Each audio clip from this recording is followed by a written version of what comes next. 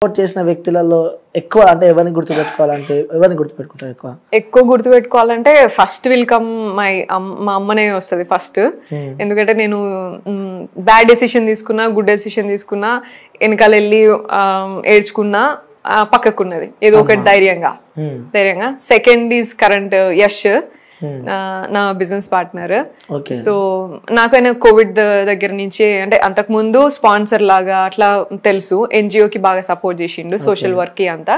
దాని తర్వాత నుంచి బిజినెస్ ఎక్స్ప్లోర్ చేసినాక నాకు ఆపర్చునిటీ ఇచ్చిండు బిజినెస్ చేసుకోవడానికి. So Yash second. అంతే వీళ్ళిద్దరు మేజర్ గా అంటే లైక్ మేజర్ అంటే ఇక నన్ను ఇన్ అండ్ అవుట్ కొంచెము అర్థం చేసుకొని సపోర్ట్ చేసారు. మిగతా వాళ్ళందరూ బిజినెస్ పార్ట్నరా? లైఫ్ పార్ట్నరా? Business partner. Only business partner for now business partner. In case future చెప్పలేమంటావు? ఎవరు ఏందని ఎవరేమీ చెప్పలేము కదా, రాసేసుకుంటారు ఇక. ఓకే. సో ఇంకోటి అంటే ఏంగా మీపై కేవలం ఈ స్థాయికి లైక్ అంటే ఇండస్ట్రీలో మీకంటే ఒక ప్రత్యేకత తీసుకురావడానికి కారణం RGV. Without RGV Sonia is nothing. అంత సీన్ లేదు అని చెప్పి అంటున్నారు మరి బయట జనాలు. అంత సీనే లేదు. ఆర్జీవి గారి కంటే ముందు కూడా నేను చాలా వీడియోస్ చేసిన, బతుకమ్మ వీడియోస్ చేసిన, సాంగ్ వీడియోస్ చేసిన, షార్ట్ ఫిలిమ్స్ చేసిన, అండ్ జార్జ్ రెడ్డి మూవీలో చేసిన, కథానాయకుడు చేసిన. మై ఫస్ట్ ప్రాజెక్టే నేను బాలకృష్ణ గారితో, విద్యా బాలన్ గారితో, క్రిష్ గారితో, what ever it is small అయినా సరే నేను అంత ప్రొడక్షన్ లా నాకు ఆపర్చునిటీ వచ్చింది. పెద్ద ప్రొడక్షన్ ఎన్బికే అంటే. సో ఆర్జీవి గారితో నేను వచ్చిన అనేది అంత సీన్ ఏం లేదు. కాకపోతే ఆపర్చునిటీ ఎవ్రీ ఆపర్చునిటీ మనల్ని ఎలివేట్ చేస్తుంది. ఇంకొంచెం ఎలివేట్ చేస్తుంది అనుకోవచ్చా ఈ ఆర్జీవి గారితో? అంటే ఇంకొంచెం అనేది కూడా నేనేం చెప్పా, ఎందుకంటే ఎంత పాజిటివ్ ఉన్నదో అంత నెగిటివ్ కూడా ఉన్నది నాకు దాంతోనే. సో నేను సార్ ఫీల్ అయినా అంటే అంత ఫీల్ గారు, నేను అట్లా ఏం అంత సీన్ పట్టించుకోరు, ఆయనకు పెద్ద ఫరగ పడదు. కానీ చెప్తానా, ఎంత పాజిటివ్ ఉన్నదో అంత నెగిటివ్ ఉన్నది ఆయనతోని చేసింది.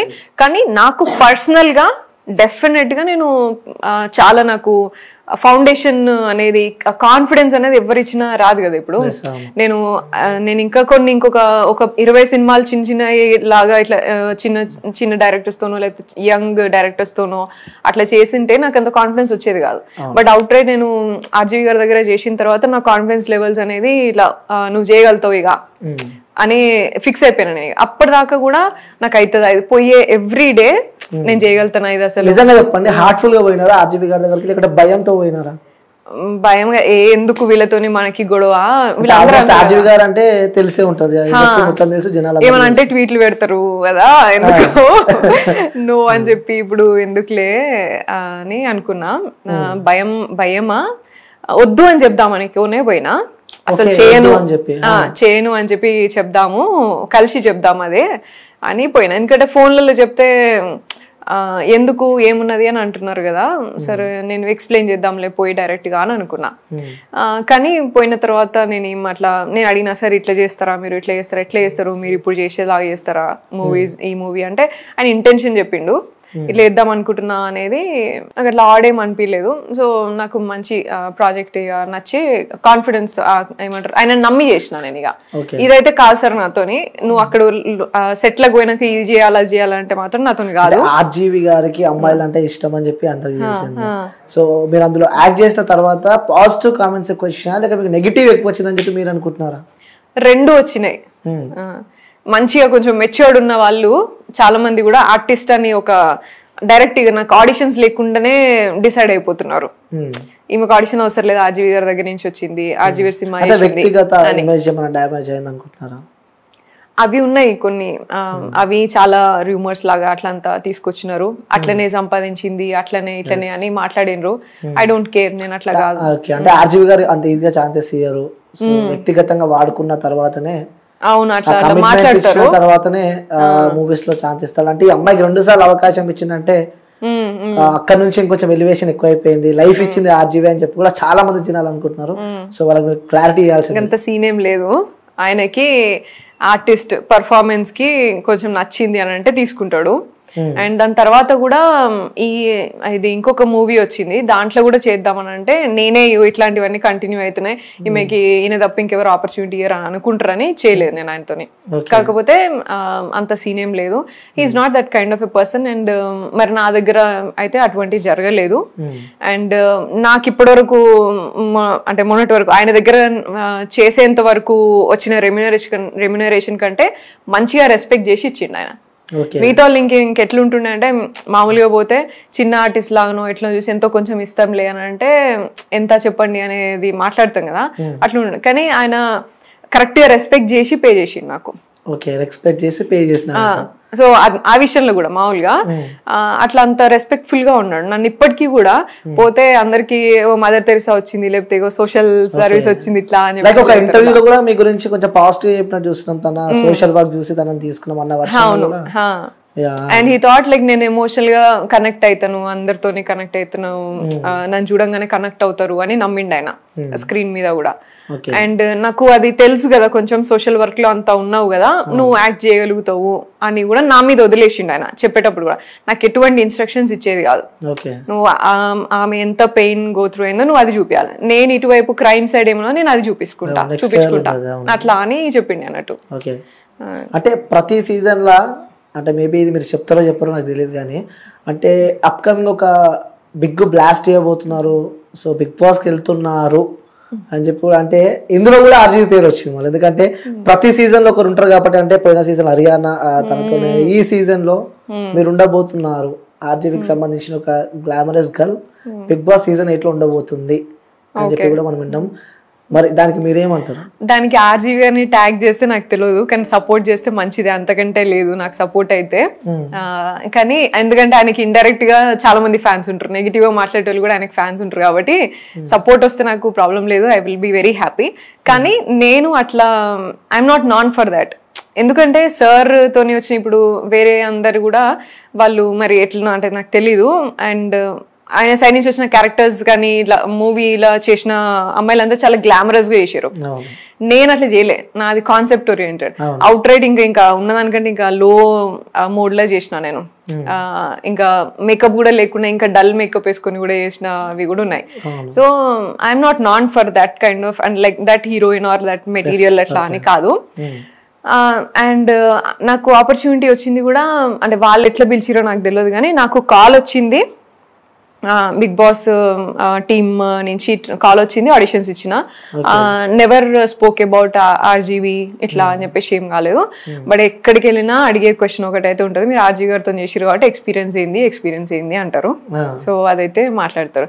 బట్ నేను ఆ ట్యాగ్ తోని నేను వచ్చిన అనుకోవట్లేదు, నేను సోషల్ వర్కర్ ఉన్నా, యాక్ట్రెస్ ఉన్నా, అండ్ యూనో బిజినెస్ కొంచెం అన్ని డిఫరెంట్ పర్సనాలిటీ అని అనిపించింది వాళ్ళకి. సో దే హావ్ కన్సిడర్డ్ అని అనుకున్నా. అయితే వెళ్తున్నారు అయితే సీజన్ కి బిగ్ బాస్ కి అంటే నవ్వుతున్నారంటే మేబీ ఛాన్సెస్. ఒకవేళ ఏ సపోర్ట్ తీసుకుని వెళ్దాం అనుకుంటున్నారు? అంటే ఎవరైనా బ్యాక్ సపోర్ట్ ఇండస్ట్రీ నుంచి ఎవరైనా ఉందా, లేకపోతే ఎవరైనా సపోర్ట్ ఎక్స్పెక్ట్ చేస్తున్నారా మీరు ఒకవేళ వెళ్తే? నాకు ఇప్పటివరకు అట్లా ఎవరు ఇట్లా ఇది గాడ్ ఫాదర్ లేకపోతే ఇట్లా సపోర్ట్ అట్లా లాగా లేదు. ఉంటే బాగుండని నాకు కూడా ఎప్పుడు అనిపిస్తుంది. మనం ఏ నుంచి వచ్చిన మంతిన్ లాగా ఫార్మర్ అదే అసలు అంటే కూడా తెలియదు అన్నట్టుగా.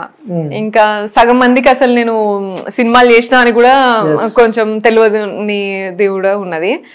సో సపోర్ట్ అట్లా ఈ సపోర్ట్ ఆ సపోర్ట్ అని పెట్టుకొని పోయే పరిస్థితి లేదు. ఇంకా నేను అంత సీన్ లేదు నాకు. నేను ఇంకా కూడా నా సెల్ఫ్ స్ట్రెంగ్త్ ఉన్న చుట్టుపక్కల ఉన్న ఎవరైతే టీం బిల్డ్ చేసుకున్నానో వాళ్ళ సపోర్ట్ తోనే ముందుకెళ్తున్నా అడుగు కూడా. అండ్ అదే మీరు అన్నట్టు ఆర్జీవి గారు సపోర్ట్ చేస్తే అంతకంటే లేదు, నాకు సపోర్ట్ చేస్తే మంచిదే. అండ్ ఆల్సో నేను మంచి డైరెక్టర్స్ తోనే చేసినా కదా ఇప్పటి వరకు, వాళ్ళందరూ కూడా సపోర్ట్ చేస్తే మంచిదే. కానీ ఐ డోంట్ నో వాళ్ళు ఎంతవరకు బిగ్ బాస్ చూస్తారో ఎంతవరకు సపోర్ట్ చేస్తారో మనకు తెలియదు కదా. సో యాక్సెప్ట్ చేస్తారని అనుకుంటున్నా. ఎందుకంటే లైక్ నేను ఇప్పటి వరకు మూవీస్ చేసిన దాంట్లో నన్ను అందరు కూడా మంచి చేసినావు అని మాత్రం అన్నారు. ఇప్పుడు ఎట్లుంటుందో మరి. నాకు ఇష్టమైన హీరో ఆబ్వియస్లీ చిరంజీవి గారు ఫస్ట్, అండ్ నాని గారు, అండ్ రానా గారు కూడా ఇష్టం నాకు. సూర్య వాళ్ళతో కలిసి నటించాలి. రానా గారితో ఐ డిడ్ అన్ యాంకరింగ్, నాకు యాంకరింగ్ ఆపర్చునిటీ వచ్చింది ఒక బుక్ లాంచ్ కి. అది ఒకసారి అసలు అదొకటి ఆపర్చునిటీ. అండ్ చిరంజీవి గారితో, నాని గారితో కూడా ఇట్లే యాంకరింగ్ చేయడానికి వెళ్ళినప్పుడు చేసిన నేను ఒకటి, కానీ ఇంకా నాకు యాక్టింగ్ ఆపర్చునిటీస్ రాలేదు. I wish. ఒకవేళ వెళ్తే హౌస్ కి వెళ్తే ఎలా ఉండబోతున్నారు, ఏంటి ప్లాన్, కాన్సెప్ట్ ప్రిపేర్ చేసుకున్నారా, అలా ఉండాలి ఇలా ఉండాలని చెప్పి? అసలు కాన్సెప్ట్, బిగ్ బాస్ కాన్సెప్ట్ ఎట్లుంటదని నీకు తెలుసా, ఇంకెవరికైనా తెలుసా? అంటే ఉంటుంది, అంటే పోయిన సీజన్స్ మనం చూసినాం కాబట్టి అదే కొంతమందితో కలిసి ఉండాలి ఇట్లా ఇట్లా అని చెప్పి ఉంటుంది కదా, కొంచెం discussions, gang, friendship, love, so అలాంటి అలా ఏదన్నా ప్లాన్ అంటే డిఫరెంట్ పీపుల్ ని తీసుకొస్తాడు కదా, మనకు తెలియదు ఇక ఎవరితో మనం సింక్ అవుతాం ఎట్లుంటామో మనకు తెలియదు. అండ్ నార్మల్ గానే నేను అంత పెద్దగా ఫ్రెండ్షిప్స్ మెయింటైన్ చేయ, అన్లెస్ కొంచెం అంటే లైక్ వర్క్ రిపీటెడ్ గా వర్క్ నడుస్తుంది మనకి అన్నంత జర్నీ ఉంటది, కానీ అంత రిలేషన్షిప్స్ అంత ప్రాపర్ గా మెయింటైన్ చేయ నేను. సో ఎట్లుంటుందో తెలియదు నాకు అసలు, అదే కదా నాకు కూడా క్వశ్చన్ మార్క్ ఉన్నది నేను ఎట్లుండబోతున్నా అని. బట్ దట్ ఎక్స్పీరియన్స్ నాకు యూనిక్ అనిపిస్తుంది కాబట్టి I'm very much excited for that. Okay, eagerly wait చేస్తున్నారు ఎప్పుడెప్పుడు వెళ్తున్నా? ఈగర్ గానా? భయం కూడా ఉన్నది, అంటే ఎట్లుంటదో అసలు ఏం చేస్తాము అని అట్లున్నది, నర్వస్నెస్ ఉన్నది కొంచెం. ఓకే, సో మరి ఇంట్లో వాళ్ళకి చెప్పావా ఈ వెళ్తున్నా అది ఈ సీన్ అంతా? యా చెప్పినా. వాళ్ళ రియాక్షన్ ఏంటి? అదే ఎందుకు అన్నట్టుగానే ఉంటారు, కానీ వెళ్తానన్నా సరే జాగ్రత్త చేసుకున్నా. ఇప్పుడు ఆపరేషన్ లేకుండానే మోకాళ్లకు ప్లాస్మా ట్రీట్మెంట్, మీ ఆర్థోపెడిక్ సమస్యలన్నిటికీ రోబోటిక్ టెక్నాలజీ ద్వారా తక్కువ ఖర్చుతో శాశ్వత పరిష్కారం, ఫ్రీ కన్సల్టేషన్, ప్రతి ట్రీట్మెంట్ పై 20% డిస్కౌంట్. ఈ ఆఫర్ కొద్ది రోజులు మాత్రమే, త్వరపడండి. V9 hospitals 9281465842.